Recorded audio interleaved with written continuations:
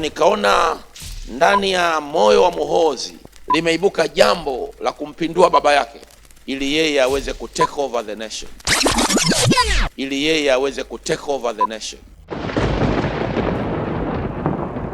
Katika ibada ya Jumapili ya tarehe 2 mwezi wa 8 mwaka 2026, ibada yenye mlengo wa kinabii unaosema unabii mgumu wa mwezi wa 8 kuhusu nchi.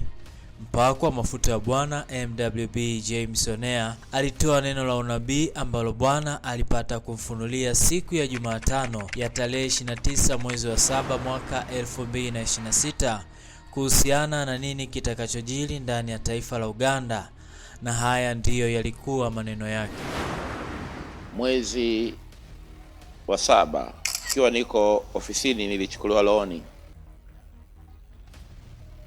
nikapelekwa nje ya mipaka ya taifa la Tanzania, nikaenda nikatua Uganda pale, sema Uganda, kwa mtu mmoja anaitwa Museveni, nchi ya Museveni. Baadaye nikamwona Museveni ni kama ameingia kwenye mgogoro na jamii ya watu ambao niliwaona ni weupe. Umenielewa eh? Ameingia kwenye mgogoro na jamii ya watu ambao niliwaona ni weupe. Kwa lugha nyingine, hawa watu ni wazungu.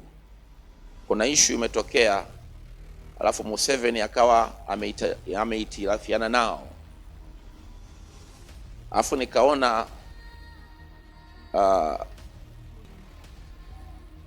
yani tukio nililoliona sikujua kama hili ni symboliki, amen, ama ni tukio ambalo litatokea kama lilivyo, lakini is like niliona Museveni katuma kikosi cha askari, unanielewa, kuwashughulikia wale wazungu. Nikawaona wale wazungu wamekamatwa na sehemu ya wale wazungu wameuawa. Kwa hiyo jambo hili likaibua conflict kubwa, umenielewa, kati ya lile taifa ama yale mataifa ambayo watu wake wameuawa na Museveni ama na taifa la Uganda. So katika kutafuta diplomatic way ya kutatua mgogoro huo, Museveni akaamua kutumia njia ni kama ya kusalenda, tunaelewa naye. Yani alivyokuwa mwanzo yuko furious, akapelekea kufanya maamuzi, si ndio? Nikaona ni kama ame back down, amerejea, anasema sawa bwana, tumefanya makosa na nini, umenielewa eh? So nikaanza kuona negotiations zinaendelea kati ya Museveni na jamii ya wale watu wa yale mataifa. Sasa wakati hilo linaendelea, nikamwona mkuu wa majeshi wa Uganda CDF, ambaye ni mtoto wa Museveni, anaitwa nani, Muhoozi. Muhoozi hakufurahishwa na lile jambo, unanielewa eh? Yani hakufurahishwa na namna ambavyo baba yake, ni kama aliona baba yake amebow down kwa wazungu. Kwa hiyo nikaona ndani ya moyo wa Muhoozi, amen, limeibuka jambo la kumpindua baba yake ili yeye aweze ku take over the nation na kuwaonyesha wazungu who he is. Kitu ambacho sikuelewa, nilisikia jina hili Maisil, nilisikia jina limetamkwa Maisil, ni jina ndani ya Uganda, unanielewa eh? Kumbuka wakati nayaona haya yote nilikuwa ndani ya ardhi ya nini, ya Uganda, kutokea katika spirit realm, amen. Embo search maana ya mprofita,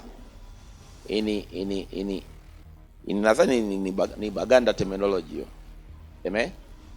Mprofita nani? Mprofita ni nabii amen. Mprofita ni nani? Yaani ukienda Uganda ukisema mprofita, ni kama kuzungumza nabii Tanzania, ni kama kuzungumza prophet in English.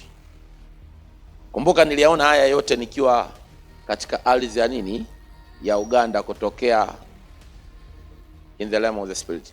The other day niliwahi kuambia ya kwamba nilichukuliwa nikapelekwa kwenye kikao, nikamwona Museveni, si ndio, akiwa alizishwi na namna ambavyo mwanawe ana behave. Kwa ndani yake alikuwa anatamani kumwachia utawala, unanielewa? Yaani baada ya yeye achukue Muhoozi, lakini akaona huyu jamaa ni kama mweu hivi. Kwa nikaona Museveni anapanga atakapomaliza amwachie madaraka mtu mmoja ambaye ni rafiki yake wa karibu sana, ambaye ni jemedali jeshini, is a general, unanielewa? Ana title, ama aliwahi kuwa na title ya nini, ya general. Then nikamwona Muhoozi anajua huo mpango, alafu nikamwona Muhoozi amepaniki kwa sababu anamuogopa huyo jamaa.